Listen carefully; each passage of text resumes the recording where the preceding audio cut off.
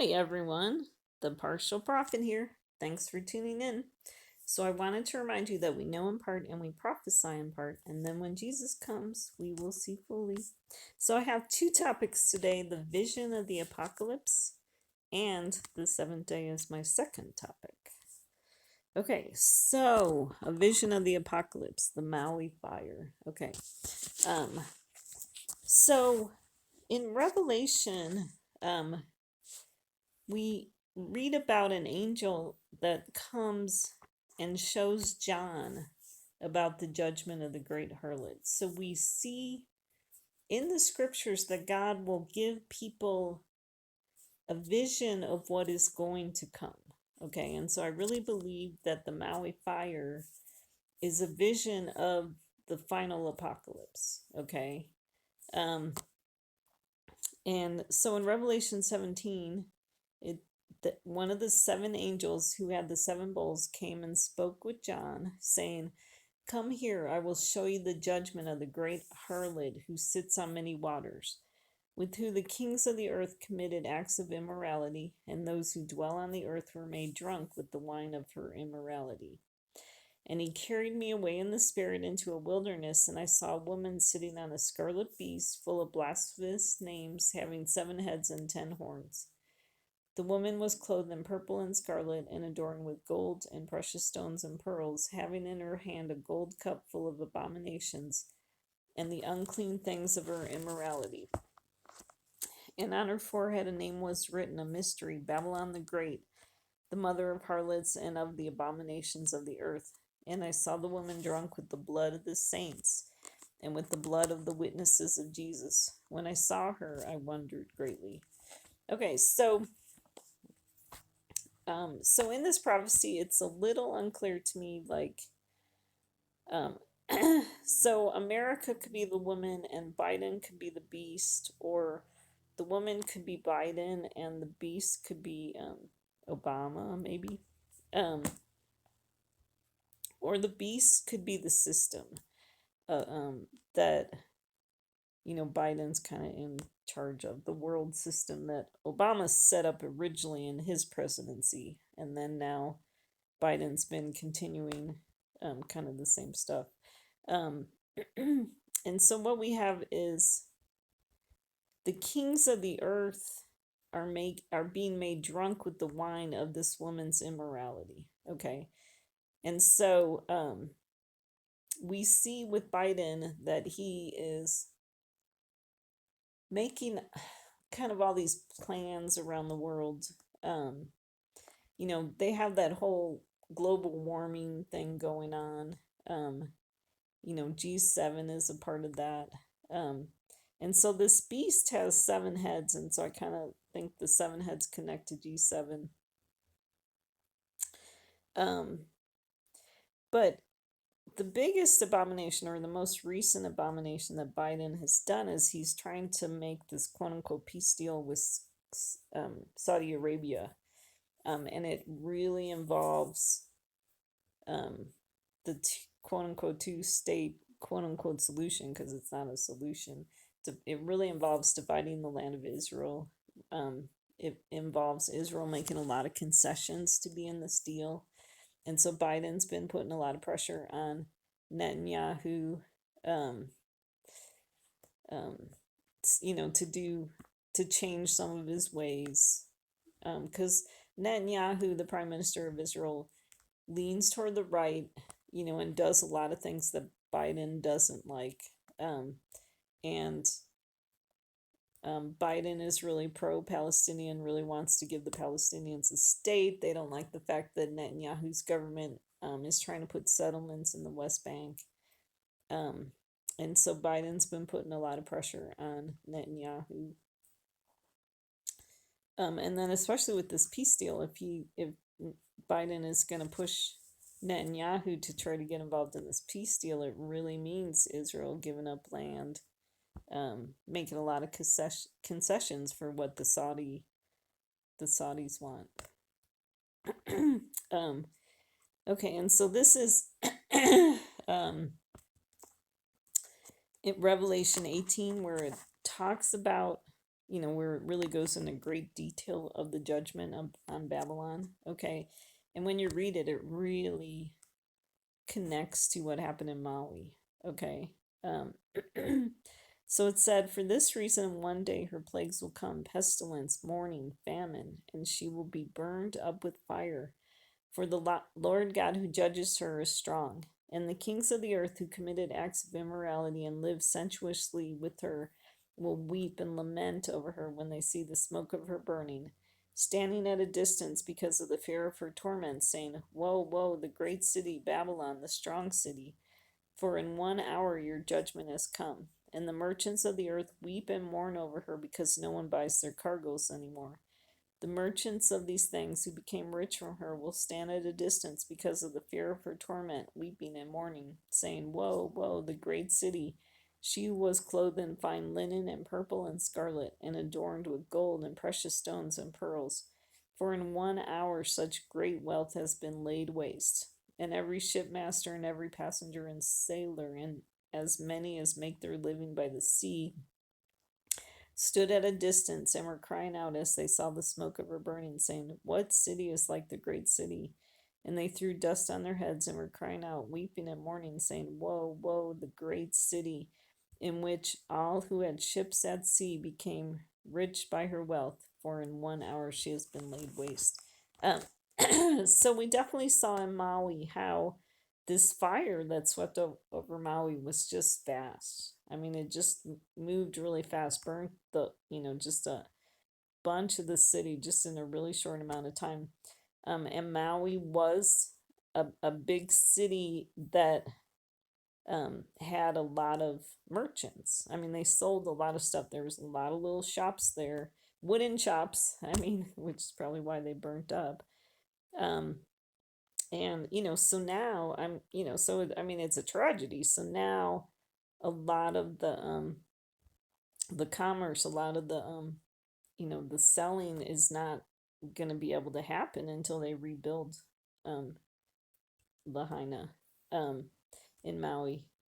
um and and then it's interesting because when you watch the videos of the people, like some of the people, um, trying to escape the fire, and then they would try to get far enough away and then watch, the city burn.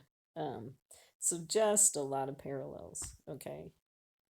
Um, and so we know with the Maui Lahaina fire that the winds were caused by Hurricane Dora. Okay, so Hurricane Dora it wasn't right there, it was kind of in a distance, but it was causing the winds to pick up in Maui. Okay.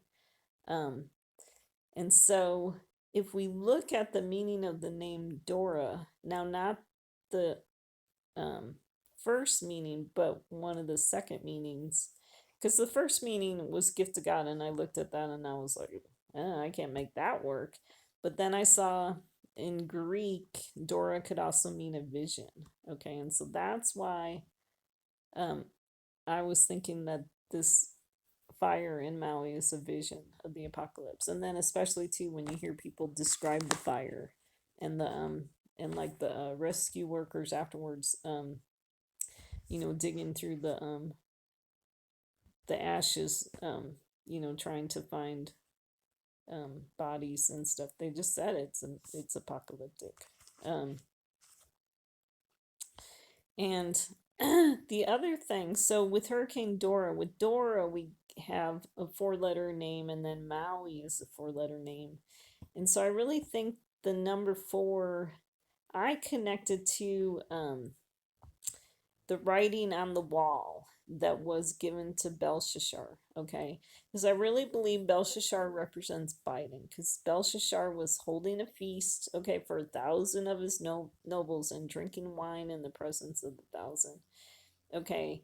And so what we had is Belshazzar, um, he um he asked, like, first they were drinking gold and silver vessels, but then in verse 3 they brought the gold vessels that had been taken out of the temple, the house of God, which was in Jerusalem, and the king and his nobles, his wives, and his concubines drank from them.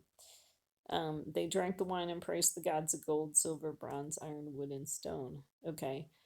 Um, and so if you think of, if you recognize that gold represents the Jewish people in Israel, so when Belshazzar or Biden was drinking out of the gold vessels, it was um, this stuff that Biden's been doing with Israel. Like, I mean, really, Biden's motivation is he's trying to make a name for himself. Okay. I think he was jealous that Trump had all these quote unquote peace deals, and, people really like looked at Trump as a type of messiah, and they talk about Trump creating peace in the Middle East. And I think Biden wanted some of that action for himself. And so, um, he's been doing a bunch of stuff in Israel. Um, and so the last, big thing that came up was the Saudi deal. I mean, it's not the last thing that he did, but it was very significant because of the day that it happened and stuff. Because the other thing he's been working on too is trying to make a deal with Iran um, to get some prisoners back, but he's kind of releasing billions of dollars into um, Iran's economy, which is just not good because we always know that any of the money that goes to Iran goes to terrorism. So he's just doing a lot of things that are very anti God, very anti Israel, very anti God's people. Okay. And so he's going to get himself in trouble. He's going to get judgment. Um, and so when this Belshazzar drank out of the gold vessels, then this hand came and wrote on the wall. Okay. And what the hand wrote was this inscription. Um, it wrote many tekel aparshin. Okay. And then so Daniel comes and interprets. So this is in the book of Daniel in chapter 5. Okay. Um, and Daniel writes, or Daniel interprets the message, and he says, Many means God has numbered your kingdom and put an end to it. Tekel means you have been weighed on the scales and found deficient. And then Paras means your kingdom has been divided and given over to the Medes and the Persians. Okay, so there's a lot of hidden messages in this chapter in Daniel. Okay, um, one, like I thought it was interesting, Daniel 5:25 is what it when it says, now this is the inscription that was written out, many tekel and parshin, because there's a lot of fives. Okay, 5:25. Okay, because I really believe five connects to the dividing of time. And then we also see that with the kingdom being divided and handed over to the Medes and the Persians, that's a picture of civil war. Okay, so I think the end time apocalypse really connects to a civil war type deal. Okay, and the other reason why 25 stands out to me is looking at August 25th to kind of see what happens. Okay, um, so and then so God has numbered um Biden's kingdom, and really what we see is with the Saudi deal. I believe that was the third big thing that Biden did with Israel, and it happened on. It was 1290 days after um, Trump's quote unquote deal of the century. Okay, so God's keeping track of the stuff. Noticing what days it happens. I mean, just prophecy is falling into place. Okay, and then also to the fact tekel that says you've been weighed on the scales and found deficient. I connect Trump a lot to the scales. I mean, I think the two witnesses might be the two scales. Um, and then because I see scales as being buying and selling. Um, but I think there's a lot of overlap because, um,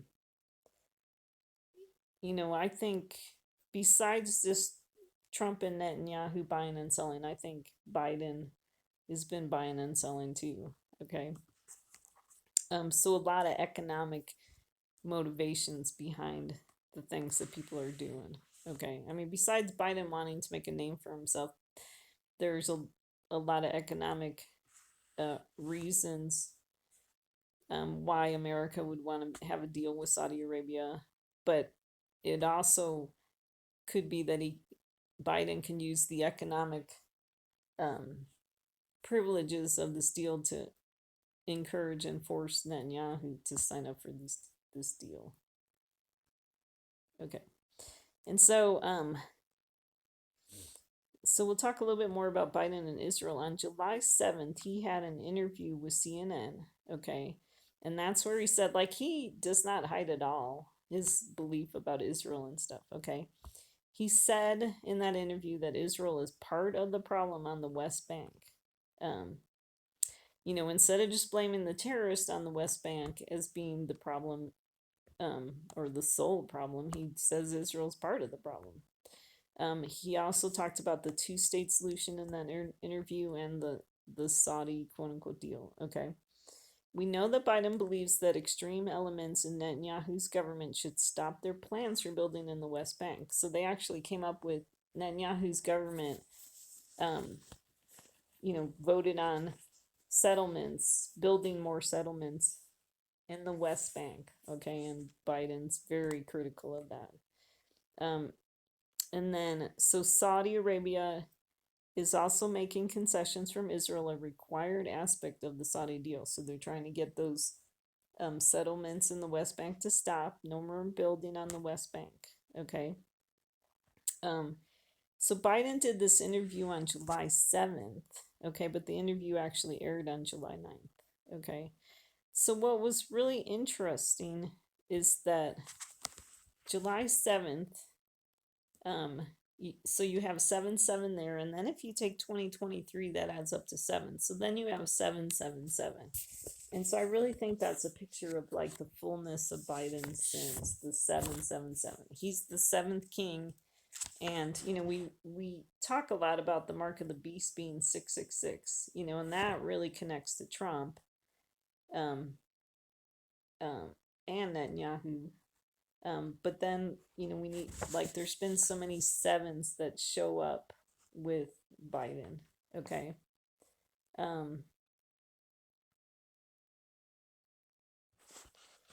So, anyways, so that's interesting that happened on July 7th and July 9th. Because then what's interesting is kind of the date in between the two. A month later, August 8th, is when we saw the Maui fire. Okay, so that was August 8th. And so we see that 8-8 number there. Okay, so I kind of think there's this picture of moving from the seventh king, the fullness of his sins, to the eighth king. Okay, who brings judgment on the seventh king. Okay, and I think the eighth king is Trump. Okay. So the Maui fire happened on August 8th. Okay. And so we have that 8-8 number. And in the Back to the Future movies, Doc, okay, so the car, when it reaches 88, Doc says, when the car reaches 88 miles per hour, you're going to see some serious stuff. Okay. And so we saw some serious stuff on August 8th. Okay. In the fire. Okay.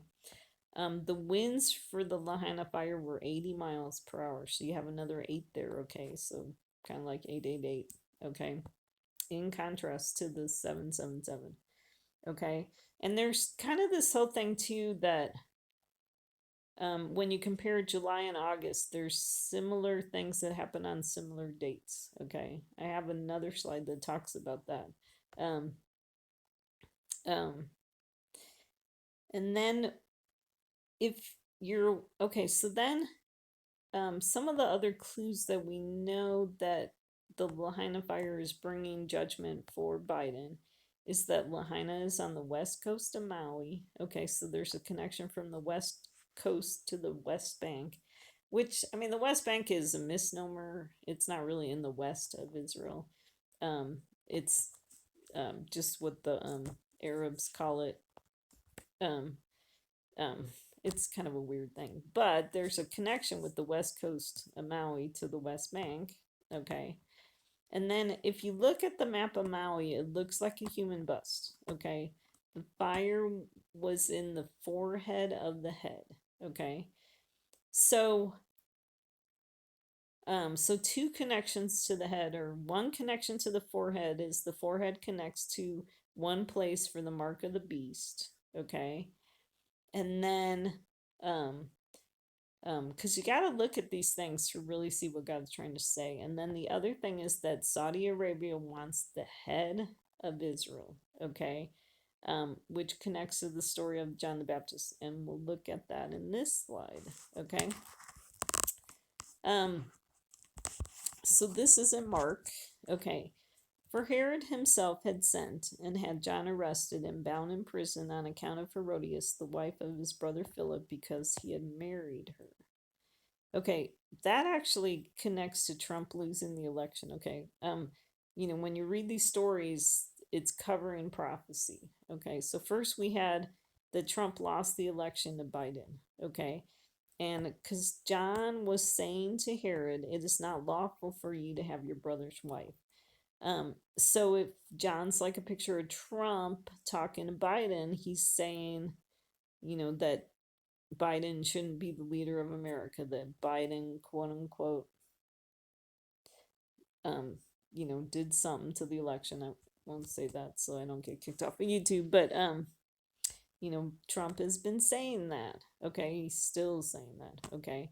So then it says Herodias had a grudge against him and wanted to put him to death and could not do so. So, um, so we have a group of people in America that want to get rid of Trump. Okay. Um, but somehow they can't seem to make anything stick to him. They tried impeaching him, it didn't work, and now they have these indictments, and and they seem to move slow. So we'll see what happens. Okay. Herod was afraid of John, knowing that he was a righteous and holy man, and he kept him safe. So that could be a picture of Biden. Was in charge of America while God's people are in the wilderness, they're being nourished. Okay. So even though Biden's doing all this evil stuff and he's fleecing our money, we're still kind of being kept safe under his presidency in a way. Okay. Even though I really believe we're like slaves, we're like the slaves in Egypt. Um, and then, excuse me. Excuse me. And then it said, when he heard him, he was very perplexed, but he used to enjoy listening to him. I don't really know who that would be, who liked listening to, maybe like who liked listening to Trump. Um, um, like, so I don't know if Biden likes listening to Trump. Maybe he does. Or if maybe Biden likes listening to, Christian stuff, but is perplexed because he's not really a true Christian. I don't know. I'm not sure about that part of the verse. Um, but then it goes on and it says in verse 21, it says, okay, so 21, note that, okay, that's 777. Okay, a strategic day came when Herod on his birthday gave a banquet for his lords and military commanders and the leading men of Galilee. And when the daughter of Herodias herself came in and danced, she pleased Herod and his dinner guest. And the king said to the girl, ask me for whatever you want, and I will give it to you. And he swore to her, whatever you ask of me, I will give it to you, up to half of my kingdom. And she went out and said to her mother, what shall I ask for? And she said, the head of John the Baptist. Okay. So a strategic day, Herod on his birthday. Okay, so August 9th was a strategic day because it was 1290 days after Trump's quote unquote deal of the century. It was Obama's birthday on the Hebrew calendar. Okay, because it's actually Av 22 on the Hebrew calendar, which Av is the 11th month, and then 22 is 11 plus 11. So you have 3 11s there. 11 connects to judgment. Okay. So 3 11s is like showing fullness of judgment. Um, so, I mean, I really think what it means is that what Biden did on this date is showing that, now he's ready for full judgment. Okay. So, August 9th was when the Wall Street Journal wrote about the Saudi deal.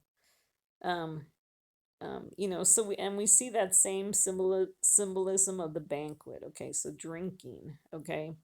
And then Herodias was dancing. Okay. So, what we have is Biden like dancing before the Saudis. Okay. Um, and so then the Saudis are like, ask for whatever you want and I'll give it to you. But then we also see, whatever you ask me, I will give it to you up to half of my kingdom. And so that, like, half of my kingdom is a picture of Biden willing to divide Israel. Okay. Um, um, because there's like two different times. I mean, it's actually Herod's saying um, both verses, but you could apply or both statements, but you could apply the first one to um, the Saudis saying, ask for whatever you want and I'll give it to you. And then the second statement you could apply to Biden, whatever you ask me, I'll give it to you up to half my kingdom. Okay. So Biden's willing to divide Israel to make this deal with the Saudis. And, okay, so then Herodias' daughter went out and said to her mother, what shall I ask for? And she said, ask for the head of John the Baptist. So the Saudis want the head of Israel as part of the deal. Okay, these concessions that they want. And so that connects to the Esther story, that there was this gallows built for Mordecai who spoke good on behalf of the king. Okay, they built this gallows, okay, to kill Mordecai. Okay, and so the Saudi dealists are getting together this deal that's going to divide Israel. Okay, and when we see that, God, Israel is the apple of God's eye. Okay, that he's got Jewish people in there that speak good on his behalf. Okay. I mean, obviously not the whole country, because there's a lot of the country in sin, but it's just like in America, where I think God's people are really kind of hidden. They're the ones that are kind of in slavery and in exile. Um, um, so that's what's happening there. But I think there's like a dual fulfillment with this idea of the head of John the Baptist, because um, I think it also kind of connects to the fact that they want the head of Trump. Okay, because what's interesting is Mark 6:24 connects to August 24th, um, when Trump is supposed to turn himself into Georgia, which is today, because we're in the month of Elul, which is the 6th month. Okay, but then you get 24 from the Gregorian calendar. Okay, so Mark 6:24, it says, and she went out and said to her mother, what shall I ask for? And she said, the head of John the Baptist. Okay. Um, so that's, kind of what makes prophecy just kind of complicated. And we won't totally know fully till it's all fulfilled, but I think that God's telling like dual stories and maybe even triple stories with his prophecies. Okay. So kind of complicated, but then it goes on and it says, immediately she came in a hurry to the king and asked, saying, I want you to give me at once the head of John the Baptist on a platter. Although the king was very sorry, yet because of his oaths and because of his dinner guests, he was unwilling to refuse her. Immediately the king sent an executioner and commanded him to bring back his head. And he went and had him beheaded in the prison, and brought his head on a platter and gave it to the girl, and the girl gave it to her mother. When his disciples heard, they came and took away his body and laid it in a tomb. So this concept of she was in a hurry connects to, how Judas was in a hurry, or Jesus told him to hurry up in what he was planning to do. Okay, so what we're going to see is when God finally decides to release judgment, it's going to happen quick. Okay, just like in Maui. Okay, fast, fast, fast judgment. Okay, and so I kind of think when it's kind of shifting, talking about John the Baptist's head on the platter, that now we're kind of switching to talking about, um, that they want Trump's head on a platter. Okay. Um, and then, but then it says in verse 27, it says, immediately the king sent an executioner and commanded him to bring back his head. That now I think we kind of switch. Because we see, like in the story of the cupbearer and the baker, that one of them gets released and one of them gets killed. Okay. Um, and so that, I think we're going to see like the return of Trump and then the judgment on Biden. Okay, so the destroyer gets released. Okay. Um, um, okay, and so then some other verses that talk about this. Okay, so then in Luke we read about the days of Noah and the days of Lot. And so what I've been wondering is, okay, so it says, just as it happened in the days of Noah, so it will be also in the days of the Son of Man. They were eating, they were drinking, they were marrying, they were being given in marriage until the day that Noah entered the ark, and the flood came and destroyed them all. And so sometimes I think the Son of Man, I mean, we always connect it to Jesus, but prophetically speaking, it could be a shadow of Trump, acting like a Son of Man or acting like a Messiah, quote unquote. And so it said, it just as it happened in the days of Noah, so will also be in the days of the Son of Man. So during the time of Trump's 6 quote unquote peace deals, it says they were eating, they were drinking, they were marrying, they were being given in marriage. He was making all these deals, normalizing nations with Israel. Okay, and it says until the day that Noah entered the ark. So because of Trump's peace deals, especially the deal of the century, we had to go into COVID shutdown. Okay.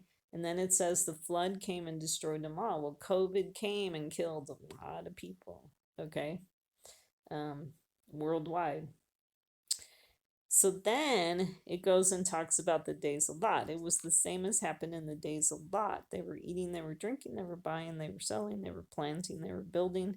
But on the day that Lot went out from Sodom, it rained fire and brimstone from heaven and destroyed them all. It will be just the same on the day that the Son of Man is revealed. On that day, the one who is on the housetop and whose goods are in the house must not go down to take them out, and likewise the one who is in the field must not turn back. Remember Lot's wife. Okay, so I think that now in the days of Lot is the picture of the time of Biden. Okay, because we have Lot was in the city of Sodom. Okay, and so we definitely see Biden could be like a type of Lot, with America definitely being Sodom.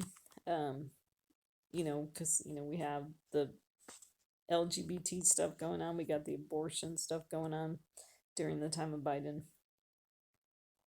Um, um, so then, but on the day the Lot went out from Sodom, it rained fire and brimstone. Okay, so the apocalypse. Okay, and destroyed them all. It will be just the same on the day that the Son of Man is revealed.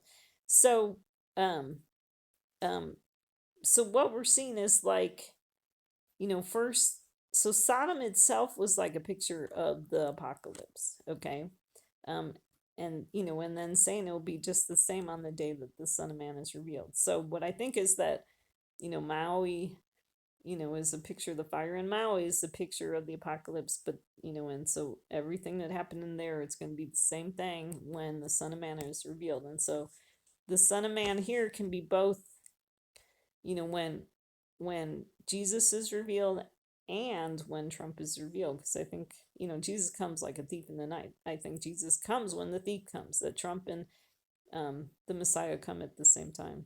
Okay. um the Medes and the Persians, it's like, one of them would represent Jesus's people and then one of them would represent Trump's people. Okay. Um, but we're going to be like hidden in Jesus's Sukkot booth, when this judgment comes, this fire and brimstone. Okay. Um, and so it says on that day, the one who is on the housetop and whose goods are in the house must not go down and take them out. So in Maui, with the fire in Lahaina, it happened so fast that it was like, don't even spend your time getting your stuff out of your house, just go and run. Okay, so the same thing when the judgment comes, don't, try to get your stuff out of your house. And then it says, remember Lot's wife. So Lot's wife, she looked back at her old life. Okay, she didn't want to leave Sodom. Okay, and so she ended up getting killed. Okay. Um, So that's those verses. In Psalm 105, it says, remember his wonders which he has done, his marvels, and the judgments uttered by his mouth. He is the Lord our God. His judgments are in all the earth. He gave them hail for rain and flaming fire in their land. So we're seeing judgments, God's judgments in all the earth, okay? But the problem is people don't realize that God's sending them and call them climate change and all that kind of stuff, okay? Um, they don't really understand what God's doing. Okay. In Zephaniah, we read, he says, I will completely remove all things from the face of the earth, declares the Lord. Then it will come about on the day of the Lord's sacrifice that I will punish the princes, the king's sons, and all who clothe themselves with foreign garments. So we have Biden is like acting like the king of Israel when he's just the president of the United States. Okay. Um, but we also have Saudi Arabia's trying to get involved with Israel. Okay. And then God says, I will punish on that day all who leap on the temple threshold, who fill the house of their Lord with violence and deceit. Okay. So leaping on the temple threshold, all those people that want to um, mess with Israel, divide Israel. Okay. um, who fill the house of their Lord with violence and deceit. Okay, so the violence, the more, you know, the more that they give to the Palestinians, the more terrorism grows. Okay, um,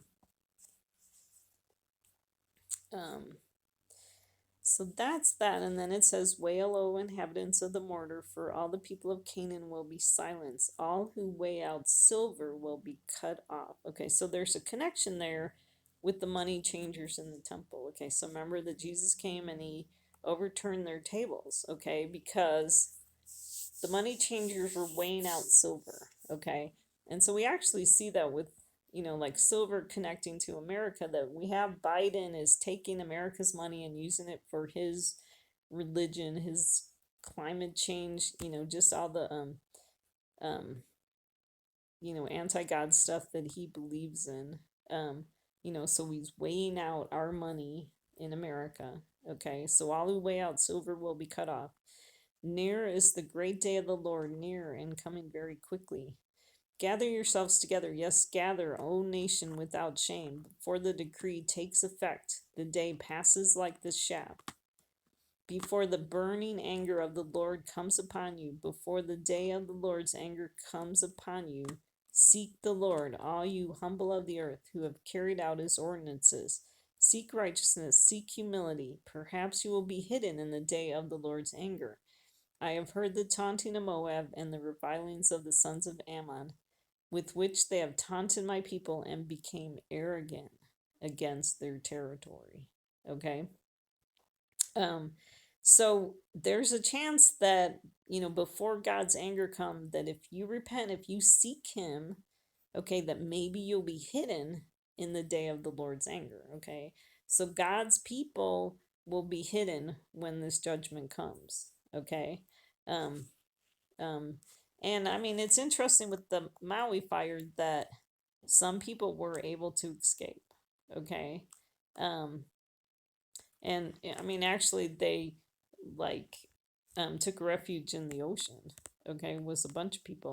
Um, so it's going to be like that when the apocalypse comes. That God's people, there's going to be a place for them to find refuge. Okay. Um, okay. Um, so Zephaniah 3:6 says, I have cut off nations. Their corner towers are in ruins. I have made their streets desolate, with no one passing by. Their cities are laid waste, without a man, without an inhabitant. So we definitely see with these Zephaniah verses, some connections to the Maui fire. Okay. Their cities are laid waste. Okay, so that city Lahaina was just laid waste. Okay. Um, but that's what it's going to be like in the apocalypse. Okay. um okay, so behold, the day of the Lord is coming, cruel with fury and burning anger, to make the land a desolation, and he will exterminate its sinners from it. Therefore I will make the heavens tremble, and the earth will be shaken from its place at the fury of the Lord of hosts, in the day of his burning anger. Okay. Um, Jeremiah 5, I really like this verse here. It says, O Lord, do not your eyes look for truth? You have smitten them, but they did not weaken. You have consumed them, but they refused to take correction. They have made their faces harder than rock. They have refused to repent. They have lied about the Lord and said, Not he. Misfortune will not come on us, and we will not see sword or famine. So God is sending all these messages, he's chastening us, he's trying to correct us, but people are not weakening, they're not repenting, they're refusing to take correction, they're making their faces harder than rock. Okay, they're refusing to repent. Okay. um so that is not good. um okay. And so then in Daniel 3, there's this whole story about the fiery furnace. Okay. And so it's definitely a story of the end time apocalypse. Okay. Um, and so it says Nebuchadnezzar was filled with wrath, and his facial expression was altered toward Shadrach, Meshach, and Abednego. He answered by giving orders to heat the furnace 7 times more than it was usually heated. Okay, so so Biden is the seventh king, and so he's actually causing God's anger to be heated up 7 times more. Okay. Um, um, and so then it says he commanded certain valiant warriors who were in his army to tie up Shadrach, Meshach, and Abednego in order to cast them into the furnace of blazing fire. Then these men were tied up in their trousers, their coats, their caps, and their other clothes, and were cast into the midst of the furnace of blazing fire. For this reason, because the king's command was urgent and the furnace had been made extremely hot, the flame of the fire slew those men who carried up Shadrach, Meshach, and Abednego. But these 3 men fell into the midst of the furnace of blazing fire, still tied up. Then Nebuchadnezzar the king was astounded and stood up in haste. He said to his high officials, Was it not 3 men we cast bound into the midst of the fire? They replied to the king, Certainly, O king. Um, did I put the other verse? Oh yeah, okay, that's on the next page. But let's talk about this page. So what we have is these, it says he commanded certain valiant warriors to tie up Shadrach, Meshach, and Abednego. Okay, so the tying up is like a picture of, they're going to be tying up Israel with this deal. Okay. um that um they're binding Israel. um and then because of this deal, they end up being thrown into a furnace of blazing fire. It's going to cause more terrorism to come. Okay. um but then what's interesting is we see this reversal, okay, in the story, that the people who are trying to tie up Shadrach, Meshach, and Abednego, who were definitely God's people, um, the people who were carrying them to the fire ended up being killed. Okay, they were the ones that were killed. um, okay, So then it goes on and says, "Look, I see four men loosed and walking about in the midst of the fire without harm, and the appearance of the fourth is like a son of the gods." Then Nebuchadnezzar came near to the door of the furnace of blazing fire. He responded and said, "Shadrach, Meshach, and Abednego, come out, you servants of the Most High God, and come here." Then the three came out of the midst of the fire. The satraps, the prefects, the governors, and the king's high officials gathered around and saw in regard to these men that the fire had no effect on the bodies of these men, nor was the hair of their heads singed, nor were their trousers damaged, nor had the smell of fire even come upon them. Okay, so I highlighted that part. I mean, because we see these promises of, God's protection for his people, during the apocalypse. Okay. Um, um, and so, and so actually it's interesting. It says, "I see four men loosed and walking about in the midst of the fire with harm." There's two connections there, because there's the connection of the four that were bound at the Euphrates River get released. Um, and so I saw a connection with the four bound at the Euphrates. Could be a picture of Trump's people who've kind of been scattered during the time of Biden, but it's also could be a picture of, um, well, I mean, because the four released at the Euphrates, I think they go and they fight. Okay, so that's why I see a connection with Trump's people. But then, um, we have God's people get loosed. We get freed during the apocalypse. He brings us freedom. Okay, too, also. Um, so, and then there's, like two son of the gods. We have the Messiah, but then we have Trump acting like a son of the god. Okay. I was gonna see if I could find the Euphrates verse. Um, let's see, here it is. Okay. Revelation 9:14, one saying to the sixth angel, so we got six that connects to Trump, "Release the four angels who are bound at the great river Euphrates." And the four angels who'd been prepared for the hour, day, month, year were released so that they would kill a third of mankind. Okay. The number of the armies of the horsemen was 200 million. I heard the number of them. Trump actually talked about like having 200 million followers or something like that. So we already heard that number. Um, so that's why I connect these four angels to the Trump's people. That they bring the judgment. Um, they become an army. Okay. Because we read about the beast, trying to gather his people for the army of the great day of the Lord. Okay. Um, okay. But, remember the promises for God's people, that so when this apocalypse happens, we're not even going to have the smell of fire on us. Okay. So great promises. Okay. For God's people. And then Psalm 91 also has great promises for God's people. "You will not be afraid of the terror by night, or of the arrow that flies by day, of the pestilence that stalks in darkness, or of the destruction that lays waste at noon." That could connect to that was around the time frame in Maui.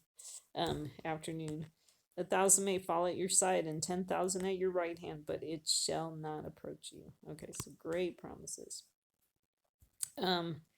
Okay, so in the second banquet of Esther, Queen Esther says, "If I have found favor in your sight, O king, and it pleases the king, let my life be given me as my petition, and my people as my request. For we have been sold, I and my people, to be destroyed, to be killed, to be annihilated.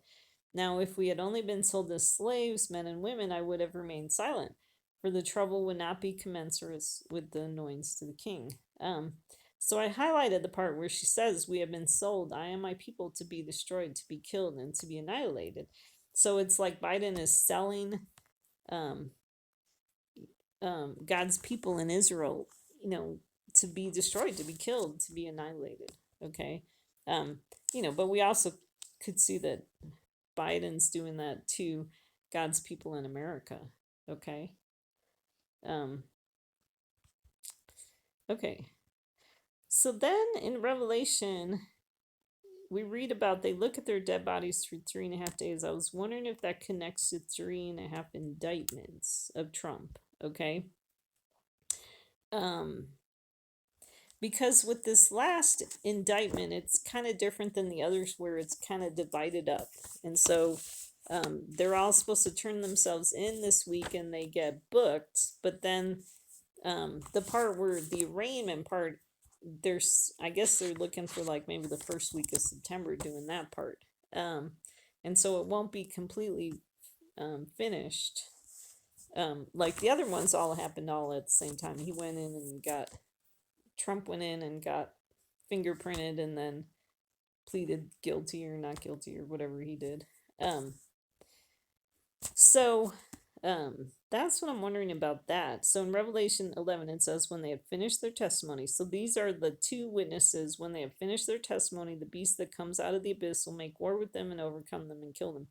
Okay, so that was Revelation 11:7. Biden was declared the winner on 11/7/2021. Okay, and then it says their dead bodies will lie on the street of the great city, which mystically is called Sodom and Egypt, where also their Lord was crucified.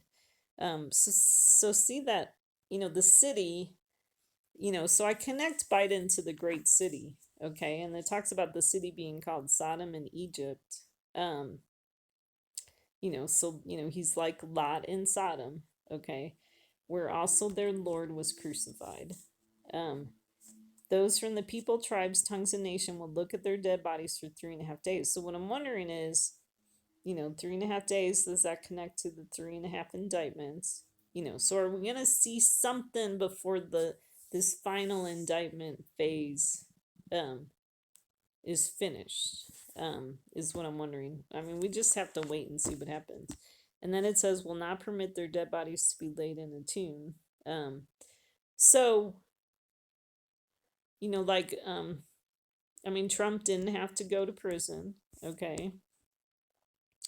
And the other 18 that were indicted in this last indictment, they just went, did the paperwork, and they're out on bond, okay.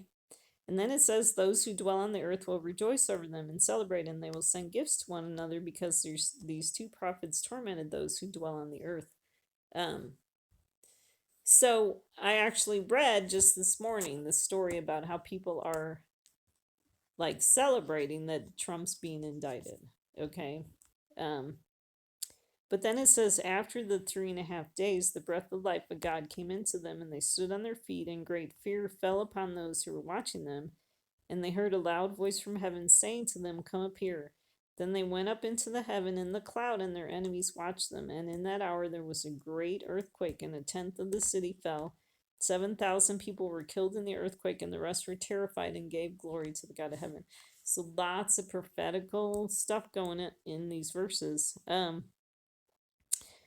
So after the 3.5 days, so if it's 3.5 indictments, we're like in that time frame, okay? The breath of life from God came into him.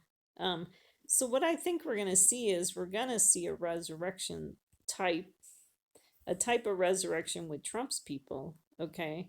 And it says they stood on their feet, so that connects to the feet of Daniel's statue.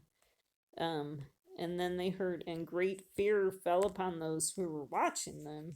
And then they heard a loud voice from heaven saying, come up here. Okay. So I think we have both. Jesus is going to be saying to his followers, come up here. And then Trump at the same time is going to be saying to his followers, come up here wherever he is. Because it says they went up into heaven in the cloud. And so I kind of connect the cloud to the delusional influence that was put on Trump's people. Okay. And then it says, in that hour there was a great earthquake. So earth connects to America. And 1/10 of the city fell. The 10 falling could be the 10 horns that fight. Okay. Trump's followers that fight. And then it says 7,000 people were killed in the earthquake. So we see that 7 number that's connected to Biden. Okay. Okay, so the other thing I wanted to talk about was the 7th day. Okay. So we read in Esther where they want Vashti to be brought on the 7th day.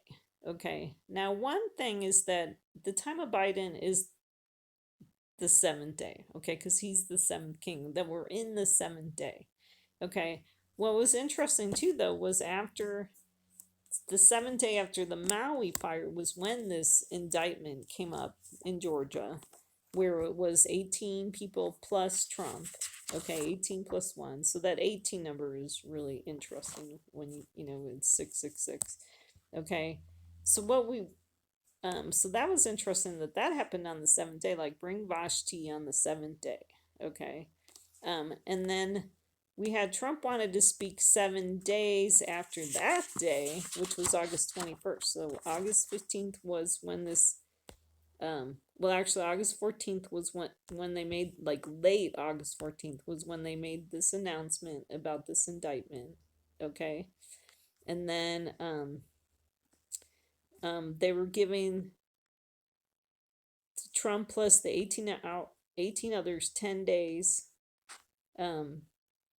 to turn themselves in. Okay, but so on the seventh day, so from the 15th through the 25th was when they're supposed to be turning themselves in. But on the seventh day, which was the 21st, Trump actually wanted to speak on that day. Okay, and he was gonna give his proof the why he doesn't, why the election was, what he claims it was. And um, and why he didn't need to be indicted. But they think what happened is, but he canceled it, and so they think the lawyers probably convinced him that okay, he needs to have his day in court, not on media. Um, and then, but also what we have is today is a little seven, so this could also be considered a type of day seven. Okay. But let's read this passage in Esther. It says, on the seventh day, when the heart of the king was merry with wine. Okay, so we have, that Biden is drunk with all his deals and, um, stuff that he's been doing. So we're in the seventh day, his heart is merry with wine. He commanded, okay, I won't read their names, but it's 7 eunuchs who served in the presence of King Ahasuerus to bring Queen Vashti before the king with royal crown in order to display her beauty to the people and the princes, for she was beautiful. But Queen Vashti refused to come at the king's command delivered by the eunuchs. Then the king became very angry and his wrath burned within him. Then the king said to the wise men who understood the times, for it was the custom of the king so to speak before all who knew law and justice and were close to him. I won't read their 7 names. The 7 princes of Persia and Media who had access to the king's presence and sat in the first place in the kingdom. According to law, what is to be done with Queen Vashti because she did not obey the command of King Ahasuerus delivered by the eunuchs? This day, the ladies of Persia and Media, who have heard of the queen's conduct, will speak in the same way to all the king's princes, and there will be plenty of contempt and anger. Because Vashti ended up not showing up on the seventh day. So originally I was wondering if, Vashti could be a picture of Trump not showing up on the seventh day. And so I was even actually wondering if he wasn't even going to go to Georgia. Okay. Still a possibility, but then now the more I read this, the more I kind of think of that maybe Vashti is a picture of Biden. Okay. Because, okay, the 7, it depends on how you interpret the different components of the story, okay? Because you have the crown and you have the 7 eunuchs. Okay, so the 7 eunuchs could be the 7 churches that, no longer have power, okay, in this day and age, okay? And, but what the 7 churches, okay, because it says the 7 eunuchs, um, delivered the command of King Ahasuerus. Okay, and so the command, and so if you see the king as a picture of God, the command of God that he gave through his churches is don't mess with Israel. Okay. But then we have Vashti is not listening to the 7 eunuchs. Okay, so that could be a picture of Biden not listening to the churches saying don't mess with Israel, and he's messing with Israel. Because it's interesting because Queen Vashti is supposed to show up with her crown, okay? Because she was beautiful. Well, so we read in Revelation about the woman with the crown of 12 stars, okay? So there's this woman that has honor and respect for Israel, okay? Um, so if you see the crown as being that, then Vashti not showing up on the seventh day is Biden, instead of being pro-Israel, he's being anti-Israel. Okay. So then it's causing the king's anger and wrath to burn. Okay. Um, which would be God. Okay.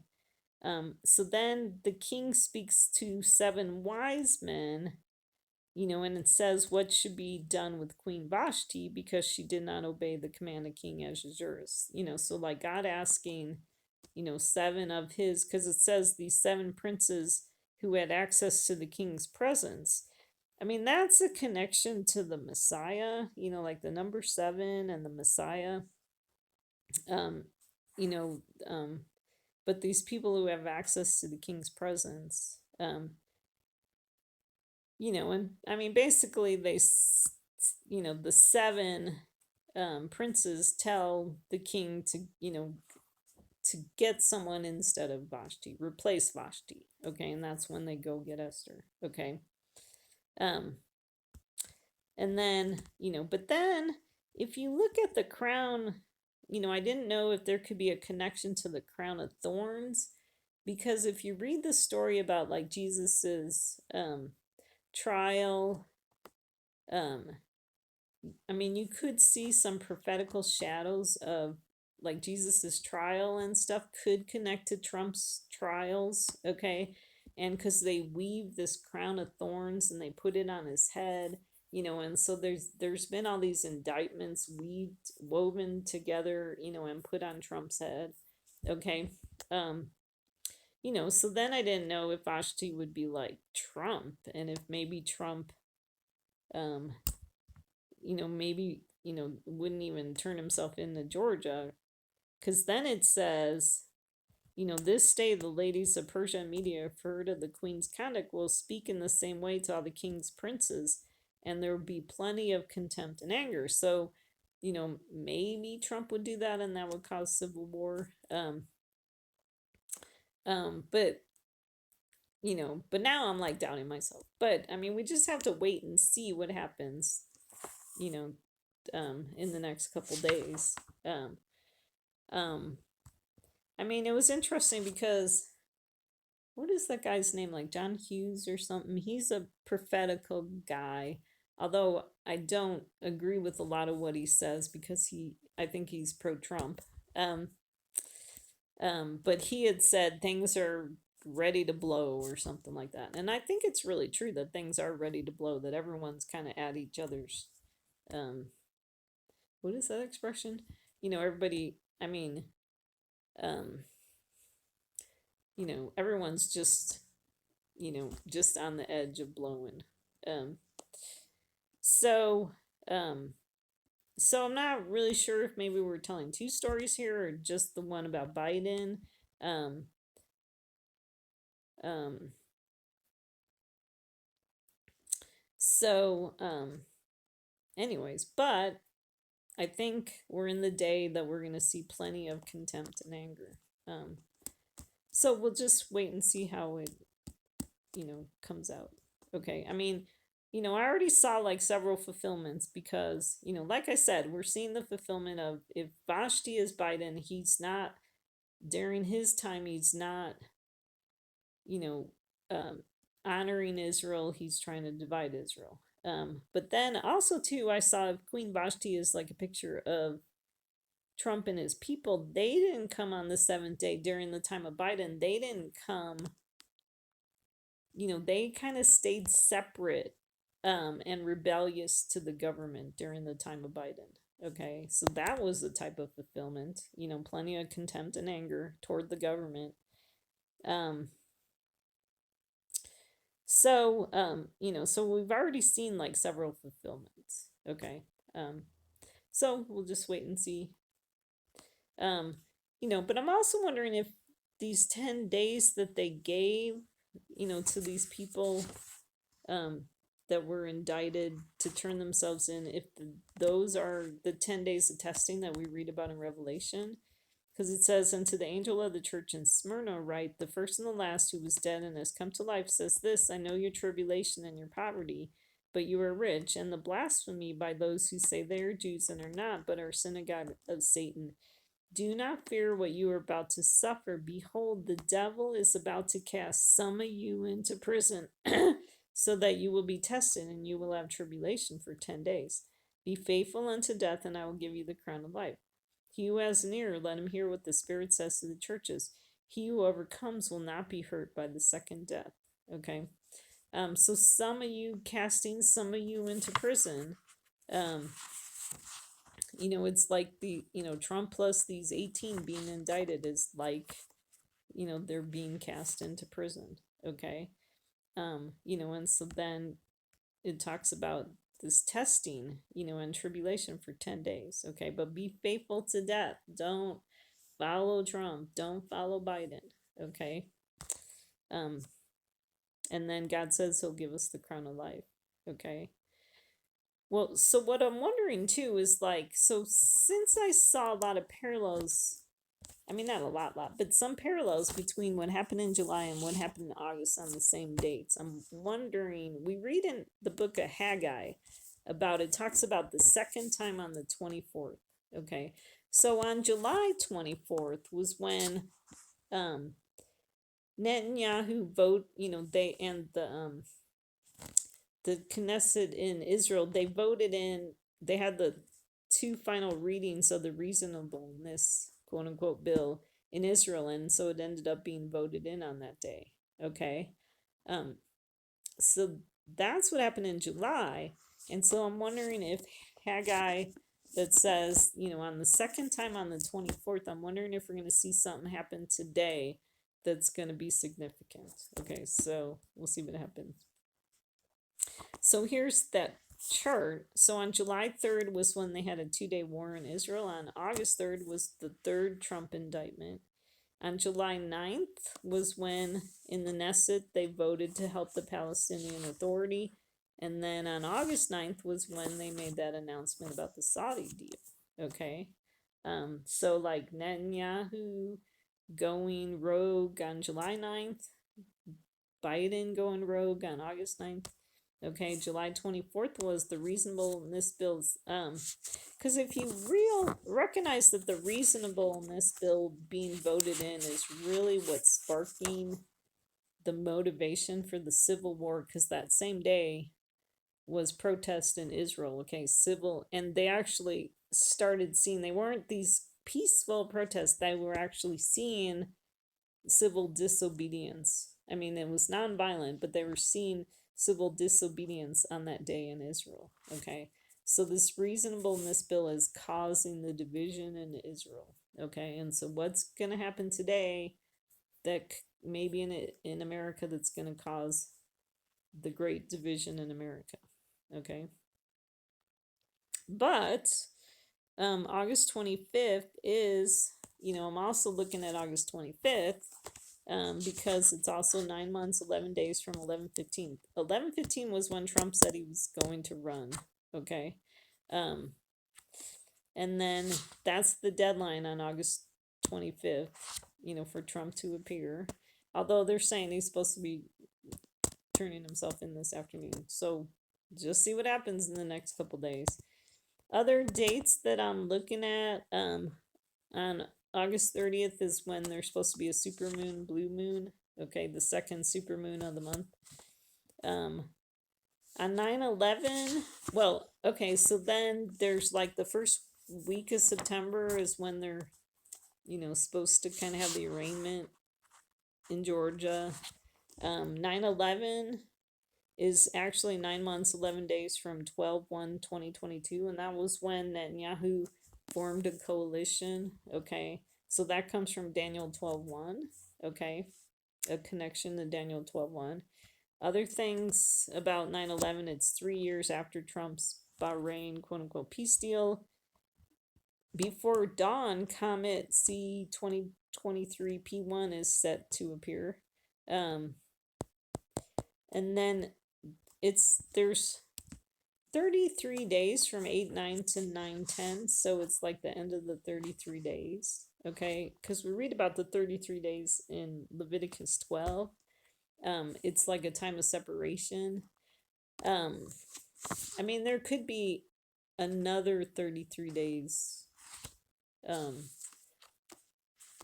um, that I'm not accounting for, but there is 33 days from 8/9 to 9/10. Okay, because then it says the woman who gives birth is separated for 33 days, and then at the end of her separation, they bring a sacrifice to the temple, which, the sacrifice to the temple could be a picture of the Civil War in the last days. This 9/11 is 22 years from, the 9/11. Okay, well, 22's interesting because that connects to, that would be like the 8th day of the feast. Okay, so is that a picture of when the 8th king appears? So I mean, we just gotta wait and see what happens these next couple days. But you know, we may have to wait till 9/11 to really. The thing that confuses me about 9/11 is that it's on a Monday. It seems like, I don't know why, it seems more like things would happen over like a Friday, Saturday time frame rather than a Monday time frame, Sunday, Monday time frame. But then 9/11 on the Hebrew calendar would be 9/9, okay? Because Elul 23 is on September 9th. Okay, so that's another potential date to look at. September 15th is 3 years after the peace signings on Trump's Day 1335, and then it's also Rosh Hashanah Eve. September 23rd, because we read about with the 90 days in Daniel, it also talks about waiting for day 1335, which comes up on September 23rd.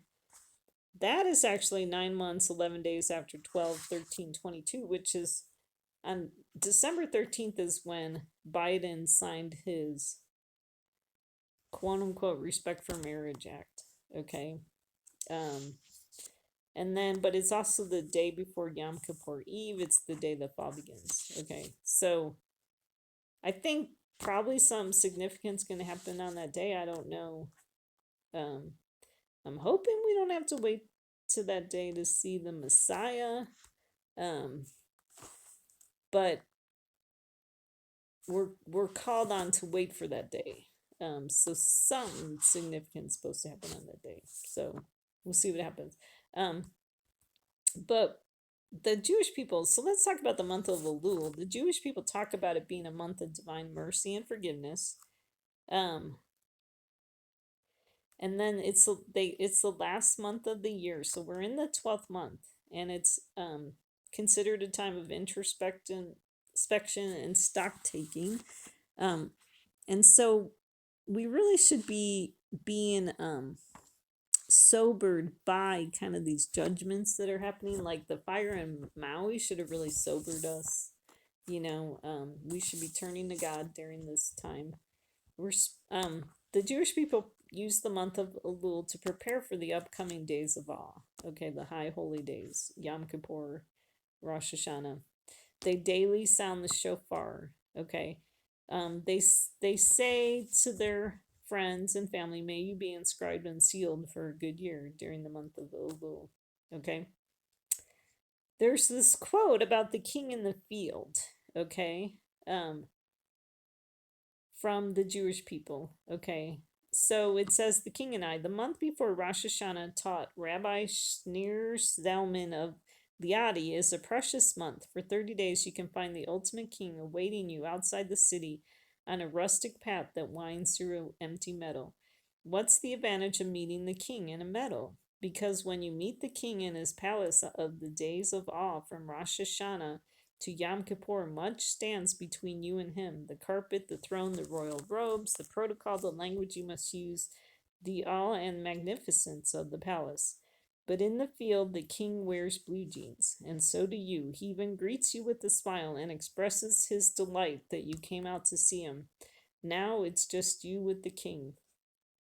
Um, so, um, so I'm actually not really sure, like, when they say this, I think they might be talking about the king being God. Okay, and so what they're saying is the month of Elul is more of a more casual with God, and that this is your time when you have um, that you are able to come to God and repent and talk to God. Okay, but then during the high holy days, the days of awe, from Rosh Hashanah to Yom Kippur, it's a more serious time. Okay, and there's a protocol of how to meet God during the days of awe.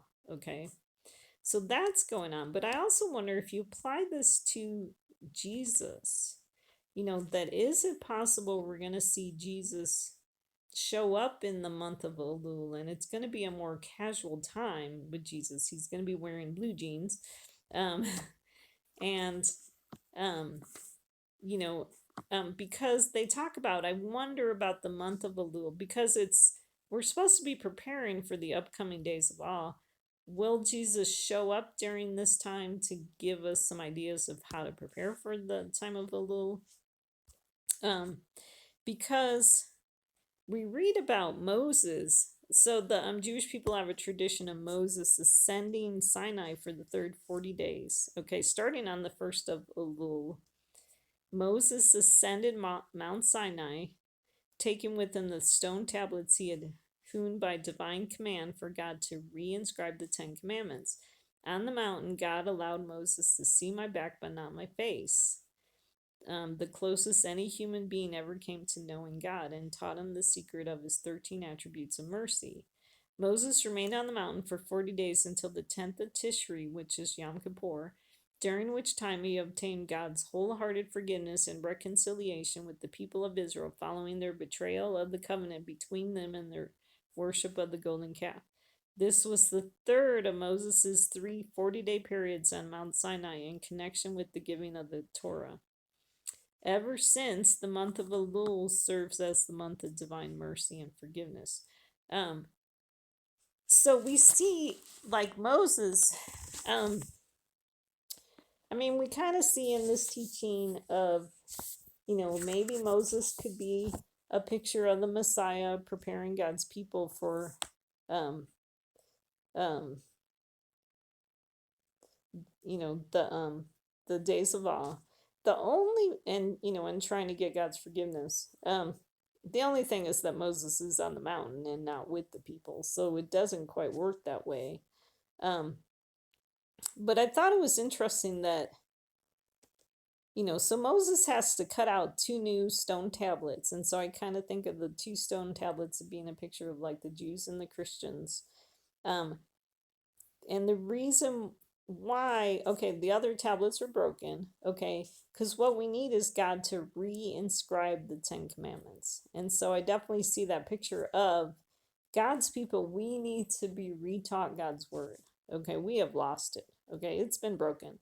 Okay, and so I definitely see that, being Jesus's job is to come and reteach us, the Ten Commandments and the rest of God's word. Okay, because Jesus is the word. Okay, so not really sure. What's interesting about the three time frames of 40 days is that's 120 days. Okay, and so that's like the final amount of time that God gives the wicked, before he brings judgment. Which then means that we're really not going to see the judgment come until like Yom Kippur, which seems like an awfully long time to wait. So, anyways, so that's why we see in part and we prophesy in part, because we're just not quite sure how these things all fit together. Okay, but our job right now is to be repenting, to be sober before God, to be praying, um, you know, to be preparing for the coming of the Messiah. Um, okay, and so I left this in here. This is it. This is showing Trump's six quote unquote peace deals. Okay, and in Jeremiah 6:1 we read, "They have healed the brokenness of my people superficially, saying peace, peace, but there is no peace." Okay, and what we saw is these hurricanes and winter storms that came after Trump's various quote unquote peace deals. Okay, so then let's talk about this peace deal that Biden's trying to get together with Saudi Arabia. Okay, so is there um you know judgments connecting to that? I think there are. Okay, so August 9th was um the 1290 days. um I see with the 1290 there's a connection to seven threes, um, or three sevens or whatever. Um, I don't know if you get three sevens, but seven threes. So just fullness is showing up. Okay. And so I really believe that the fire in Maui is judgment for Biden's Saudi Arabia deal. That was on August 8th. On August 20th, too, on August 20th, we also saw this hurricane tropical storm Hillary hitting Southern California. Unprecedented. It's been 84 years since there's been a hurricane in Southern California. Um, I thought it was interesting with Hurricane Hillary. We have the name Hillary. We have the number 13, which kind of connects us back to Obama, which is kind of interesting. Um, then what was interesting too with the hurricane or the tropical storm is that then there was this 5.1 mag earthquake. And so I was watching the weather people and they were like, "Man, you couldn't write a script like this." Because they just thought it was kind of wild that it happened the same time as the hurricane. Well, God can write a script like that. Okay, God's trying to get us our attention. And so when we're starting to see multiple things, multiple judgments kind of happening on the same day, you really want to be paying attention. Okay, what is God trying to say, trying to get our attention? What I was wondering with the 5.1 magnitude earthquake is I'm wondering um um if it connects to 5 days. And so maybe that's God saying, well, look at August 24th, or maybe it's look at August 25th, or maybe it's saying, look at both days. Okay, so I'm not really sure. We'll have to see what happens. Okay. So are we in the last days? They're closing in on Trump. He's the insurrectionist in the Gospels. Remember that Donald Trump Jr. was roasted for claiming it will be the end of civilization if Daddy Donald is indicted. And then what I said to, or what God says to us, is Deuteronomy 5. It says, "So you shall observe to do just as the Lord your God commanded you. You shall not turn aside to the right or to the left." Okay, so there's thieves on both sides of Jesus. Okay, the right's got its problems, the left's got its problems. Don't turn either right or left. You want to stay in the middle with Jesus. Okay. Um, and then if we see the right burning and the left burning, I mean, this really connects to kind of that apocalypse picture where we're safe in the middle with Jesus who's out of time or not connected to time, or we're out of time if we're either on the right or the left during the apocalypse. So definitely a prophetical picture, I think. Um, and then we read about in Revelation 16, we read about the great city was split into three parts, and the cities of the nations fell. Babylon the Great was remembered before God to give her the cup of the wine of his fierce wrath. So we read in Daniel about the Belshazzar's kingdom was handed over to the Medes and the Persians. So we see that three parts, okay? And so I connect the three parts to you got Biden, the sea of Biden's people on the one side, the sea of Trump's people on one side, but we're in the middle with Messiah with the dry land. Okay. Okay, so that's what I got for you today, the vision of the apocalypse and the seventh day. Um, so we're just kind of waiting to see what would happen, but I wanted to give you my thoughts of the current time frame, and we'll just see what's happened. See what happens. Okay, so hang in there. Month of Elul, turn to God, get ready for the days of awe. Um, and I know times are really hard. We're definitely in tribulation right now. Um, so I forgot too that the 10 days of awe could be the 10 days of testing, where the 10 days from Rosh Hashanah to Yom Kippur could be the final days of testing. I'm not really sure. So um, I mean, on Rosh Hashanah, you blow a trumpet. Is the day of blowing trumpets? Okay. Um, and so maybe that, like kind of a shadowy picture is that on the 14th was when they announced the Trump indictment. So that was blowing the trumpets. And then, it would lead us to the 10th day, would lead us to the night, tonight of the 24th, and then the 25th tomorrow could be a type of Yom Kippur, a 10th day. Okay. Um, so not really sure. We'll see what happens. But I mentioned that there's another 33 days. The 25th tomorrow is actually 33 days from July 24th. When when they did the reasonableness bill. So there's another 33 days there. So I don't know. I'm not sure. We'll just have to wait and see what happens. But thank you so much for listening. I appreciate you for tuning in, and hopefully this was helpful to give you some kind of an idea of what's happening in our days. I mean, I really think we're fulfilling prophecy right and left. We won't totally be clear on the prophecies until it's all done and Messiah comes to explain it all. But I definitely see a lot of prophecy happening. My prayers are for you during this hard time for God's people. I just pray for God's grace and God's blessings for you. And just so God bless and thank you for tuning in.